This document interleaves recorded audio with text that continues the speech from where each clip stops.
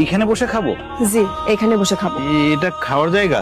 কাজের লোক হয়ে আবার কি ভালো জায়গা স্যার? আপনি কি প্রতিদিন এখানে বসেই খাওয়া দাওয়া করেন? জি। আমি আর এই বাড়িতে কাজ করবো না, আমি কালকেই চলে যাব। আচ্ছা, আপনি এমন একটা ভাব করতেছেন যেন আপনার জীবনে খাওনি সব। শোনেন, রিজিকের মালিক হলো আল্লাহ। আল্লাহ এখন আপনার কপালে এই খালি ঝোল আর এক টুকরা মাংস রাখছে, এখন এইটাই খান। যদি আপনার কপালে গরু মাংস রাখতো তাহলে গরু মাংস খাইতে পারতেন। তাই এখন যা পাচ্ছেন সেটা নিয়ে শুকরিয়া আদায় করেন। স্যার কি সিগারেট খাচ্ছেন? দেখতেই তো পাচ্ছি।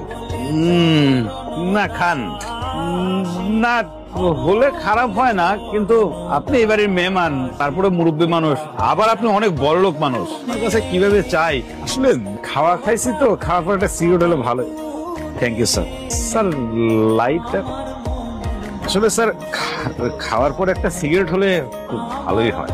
তাই বাড়িটা কেমন লাগছে স্যার? বাড়ি খারাপ না, তবে তোমাকে আর ওই যে ওই মেয়েটাকে আমার বেশ ভালো লেগেছে। তোমরা দুজন রান্নাঘরে দাঁড়িয়ে যে কথা বলছিলে, আমি কিন্তু সব শুনেছি। এটা কিন্তু স্যার অন্যায়, আপনি আমাদের প্রাইভেট কথা শুনছেন, মানে এটা কিন্তু ঠিক না। তুমি খালি আমার অন্যায়টাই দেখলে, তোমাদের কথা শুনে যে আমি ইয়াং সময়ে ফিরে গিয়েছিলাম সেটা ভাবলে না। আমি কিন্তু একেবারে নস্টালজিক হয়ে পড়েছিলাম। আউযুবিল্লাহ, আস্তাগফিরুল্লাহ, এগুলো আপনারা কি করতেছেন? কেন সিগারেট খাচ্ছি? আপনার বাবার বয়সী একটা লোকের সাথে দাঁড়ায় সিগারেট খাইতেছেন কিসের জন্য? আপনি সিগারেট ফেলান। আর আঙ্কেল, আপনি তো আমাদের বাড়ির মেহমান, আপনি কিসের জন্য আপনার ছেলের বয়সী একটা ছেলের সাথে সিগারেট খাইতেছেন? আপনারও সিগারেটটা ফেলা উচিত। সিগারেট ফেলে দিচ্ছি, তুমি কিন্তু আবার রাগ করো না।